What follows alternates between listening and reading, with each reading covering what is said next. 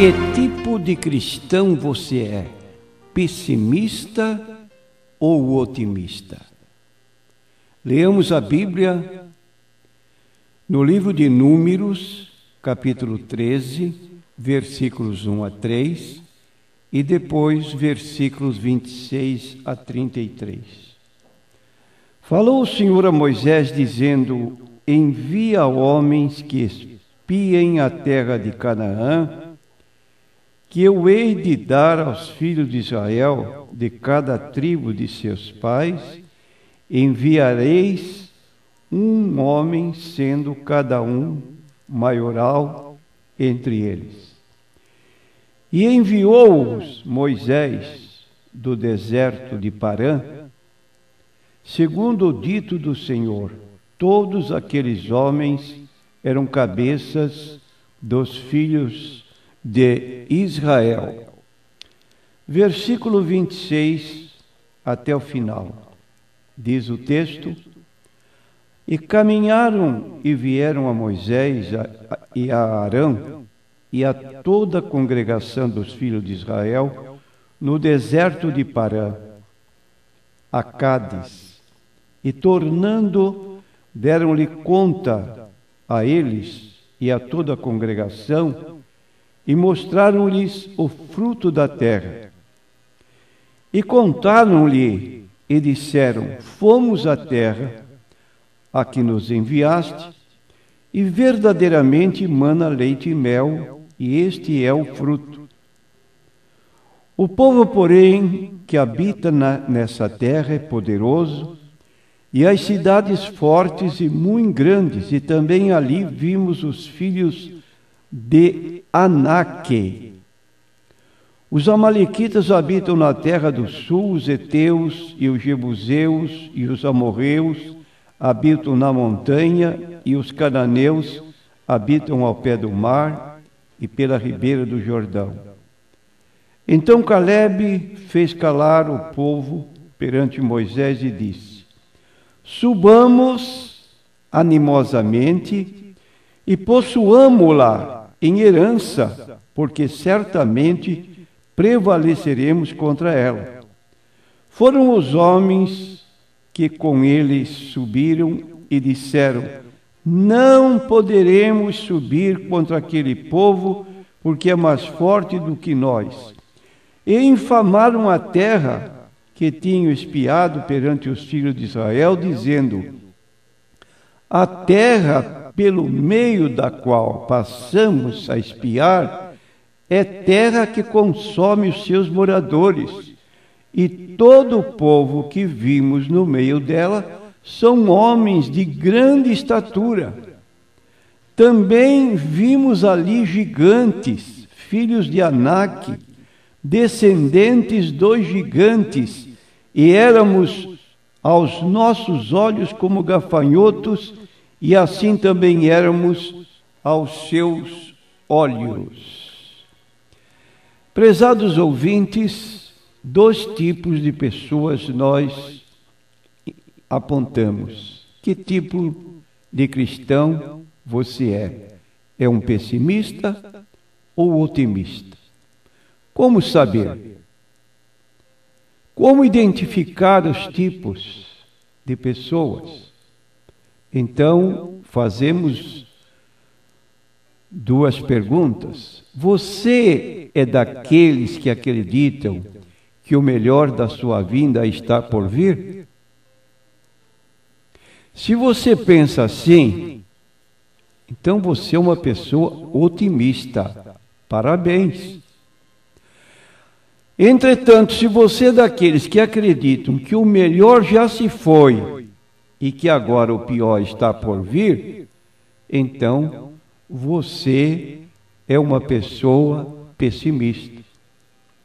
Mas podemos ainda indicar que há pessoas instáveis, e são daquele tipo que disse Elias ao povo de Israel: até quando cocheareis entre dois pensamentos?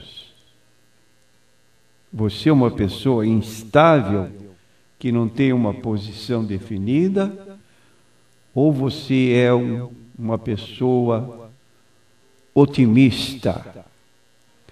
Vamos, em primeiro lugar, amealhar ou apontar algumas tendências que são características de pessoas pessimistas. Pessoas pessimistas tendem a enxergar o tamanho do problema isoladamente. No texto que acabamos de ler, no versículo 31 do capítulo 13 de Números, o pessimista, aquele grupo maior de 10 espias, voltaram dizendo: não podemos atacar aquele povo, é mais forte do que nós. Em seguida, pessoas pessimistas tendem a espalhar o pessimismo ao seu redor. É o que nós lemos no versículo 32.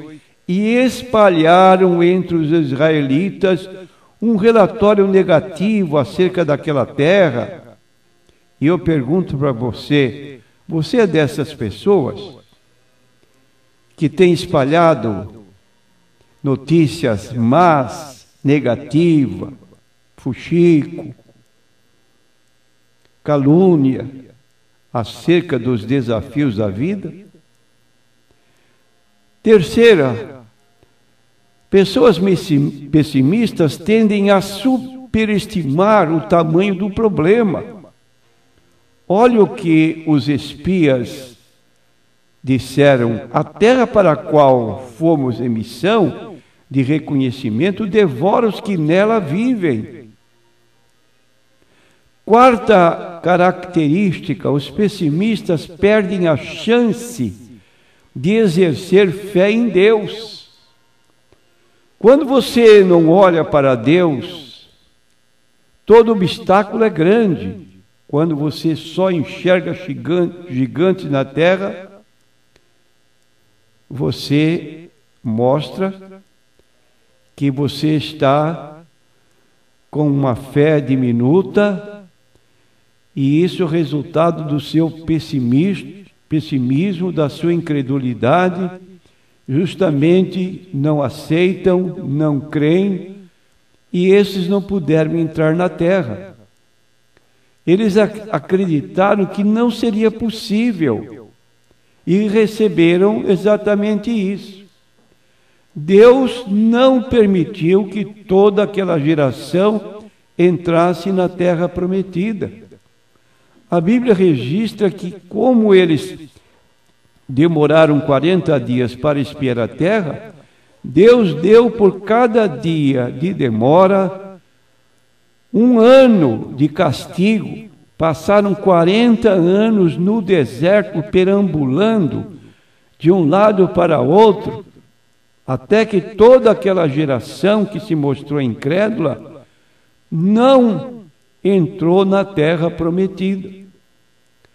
Agora, você lê no Novo Testamento, em Marcos capítulo 11, versículo 23, o Senhor recomendando, Jesus dizendo: tende fé em Deus. Vou repetir: tende fé em Deus. De modo que os otimistas, é a segunda classe, são como Josué e Calebe. E aqui nós temos 2 espias que trouxeram um relatório bem diferente. Não negaram que havia gigantes na terra. Eles notaram que havia gigantes, que havia realmente problemas. Você que tem gigantes em seu caminho, levante-se e diga consigo mesmo: é certo que venceremos. E Jesus respondeu, certa ocasião, em Lucas 18, 27, aquilo que é impossível para os homens é possível para Deus. Então vejamos as características de pessoas otimistas. Pessoas otimistas são aquelas que olham oportunidades em primeiro lugar. ainda no livro de Números 14, versículos 7 e 8, nós vamos ver a linguagem desses dois homens. E Josué, filho de Num, e Calebe, filho de Jefoné, dois que espiaram a terra, rasgaram os seus vestidos, falaram a toda a congregação dos filhos de Israel, dizendo: a terra pelo meio da qual passamos a espiar é terra muito boa. Se o Senhor se agradar de nós, então nos porá nesta terra e nos-la dará, a terra que mana leite e mel. Tão somente não sejais rebeldes contra o Senhor e não temais o povo desta terra, porquanto são eles nosso pão. Retirou-se deles o seu amparo, e o Senhor é conosco, não os temais. Então aqui estão palavras dos dois espias que se mostraram animados, embora os problemas houvesse, mesmo a existência de gigantes. Então, os otimistas olham as oportunidades em primeiro lugar, como acabamos de ler: a terra que percorremos em missão de reconhecimento é excelente. Segundo, colocam a fé para guiar a situação. Se o Senhor se agradar de nós, Ele nos fará entrar nessa terra onde mana leite e mel e a dará a nós. Terceiro, fazem a sua parte diante de Deus. Somente não sejam rebeldes contra o Senhor. Quarto, não são guiados pelo medo. Veja a diferença de visão. Para os pessimistas, eles seriam devorados como que por uma nuvem de gafanhotos. Agora a visão de Josué e Calebe: os gigantes é que serão devorados como se fosse pão. Declaram total dependência e confiança em Deus, como mostra o versículo 9. A proteção deles se foi, mas o Senhor está conosco. Não tenham medo deles. De modo que em nenhum momento Josué e Calebe disseram que não existiam gigantes na terra. Todavia, só não se deixaram encher de pessimismo e não permitiram que isso lhes roubasse a fé. Eles disseram: somos capazes de vencer os gigantes, porque o Senhor está conosco. Meu prezado ouvinte, em conclusão, dizemos que Deus faça cair sobre a sua vida o mesmo otimismo daqueles dois jovens, Josué e Calebe. Que você seja uma pessoa de fé, como Jesus recomendou. Tende fé em Deus, não uma fé em si próprio, mas que nós possamos dizer, como disse Paulo em Filipenses 4,13: eu posso todas as coisas naquele que me fortalece. Aí está o segredo da nossa vitória. Está em mim e eu em vós, como a vara de si mesma não pode dar fruto se não estiver na videira, sem mim nada podeis fazer. Foi o que Jesus contou no capítulo 15 de João, quando falou da videira verdadeira.